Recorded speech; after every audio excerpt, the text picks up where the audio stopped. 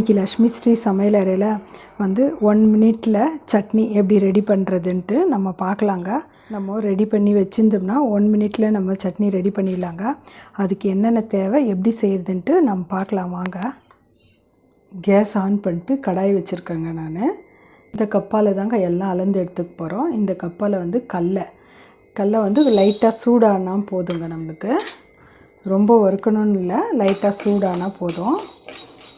நம்மளுக்கு வந்து கடலை வந்து நிறம் மாறக்கூடாதுங்க. நம்மளுக்கு லைட்டாக சூடானா போதும்.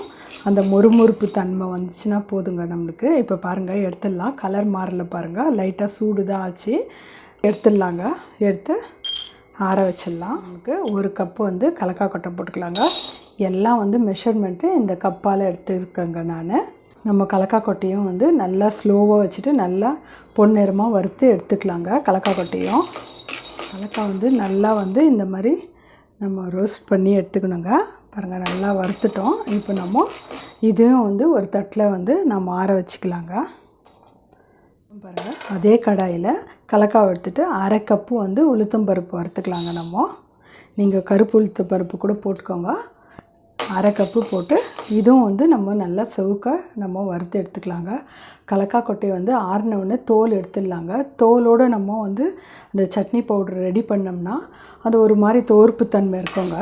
அதனால் வந்து கலக்காய் கொட்டையை ஆறினவுடனே தோலெல்லாம் நம்ம ரிமூவ் பண்ணி எடுத்து வச்சிடலாங்க. நம்ம உளுத்தம்பருப்பு வந்து கருகிடக்கூடாதுங்க, நல்லா செவுந்து வரணும். அந்த மாதிரி வறுத்துக்கணுங்க. பாருங்கள், இவ்வளோ செவுந்தா போதுங்க.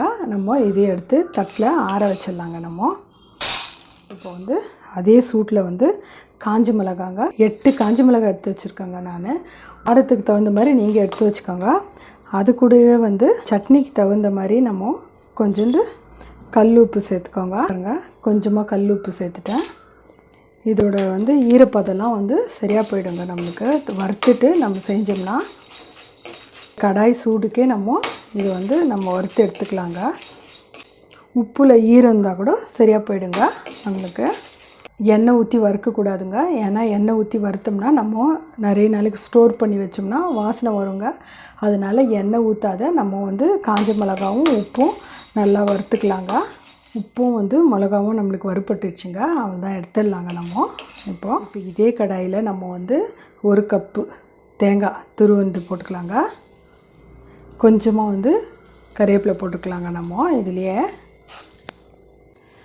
பூண்டு வந்து ஒரு 6-7 பல் பூண்டு போட்டுக்கலாங்க. தேங்காயில் இருக்கிற ஈரப்பதமும் அதே போல் வந்து நம்மளுக்கு பூண்டில் இருக்கிற ஈரப்பதம், கறிவேப்பிலை இருக்கிற ஈரப்பதம்லாம் வந்து போகணுங்க. நம்ம அதனால் வந்து ஸ்லோவாக வச்சுட்டு வந்து நல்லா வறுத்துக்கலாங்க. நல்லா இது மாதிரி வறுத்துக்கணுங்க. அப்போ தான் வந்து சட்னி பவுட்ரு வந்து 4 படம் இருக்கும் நம்மளுக்கு. பாருங்கள், நல்லா வறுப்புட்டுச்சு. இப்போ நம்ம ஆஃப் பண்ணிவிட்டு இந்த கடாயிலே வந்து நம்ம அப்படியே ஆறுற வரைக்கும் விட்டு வைக்கலாங்க. ஏன்னா வந்து கடாயிலே நம்ம வச்சுருந்தோம்னா கடாய் சூடுக்கு வந்து இன்னும் நல்லா ரோஸ்ட் ஆகிடுங்க.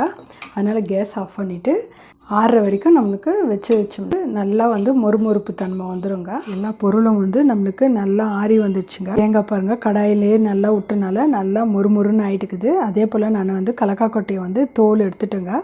தோல் எடுத்துகிட்டு வந்து இருக்கேங்க. தோலோடு நம்ம செஞ்சோம்னா தோர்ப்பு தன்மை இருக்குங்க. இந்த பொடி நம்ம இந்த மாதிரி செஞ்சு வச்சுக்கணும்னா நம்ம வந்து 1 மினிட்டில் வந்து இந்த சட்னி செய்யலாங்க டக்குன்ட்டு.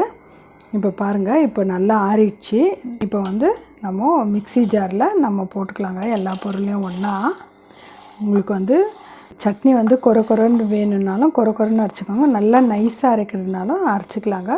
இதுலேயே வந்து நம்ம உப்புலாம் போட்டனால நம்ம உப்புலாம் போட தேவையில்லைங்க. நான் வந்து மீடியமாக இருக்கிற மாதிரி அரைச்சி எடுத்துன்னு வந்துடுறேங்க. பாருங்கள், நல்லா கொரன்னு அரைச்சின்னு வந்தாச்சு. இப்போ நைஸாக வேணும், நீங்கள் சட்னி நைஸாக சாப்பிட்டீங்கன்னா நைஸாகவும் அரைச்சிக்கலாங்க. இது மாதிரி ஒரு ஹீட்டாக இருக்குங்க. அப்போ வந்து நம்ம ஆற வச்சு தாங்க எடுத்து வைக்கணும். ஒரு தட்டில் போட்டு நம்ம ஆற வச்சுக்கலாம். டிஃபனுக்கெலாம் சட்னி அரைக்கணும்னா ரொம்ப கஷ்டமாக இருக்குங்க. ஒரு டைமு ஆறினவுடனே நம்ம எடுத்து ஒரு பாட்டிலில் போட்டுக்கலாங்க. நம்ம ஆறணும்.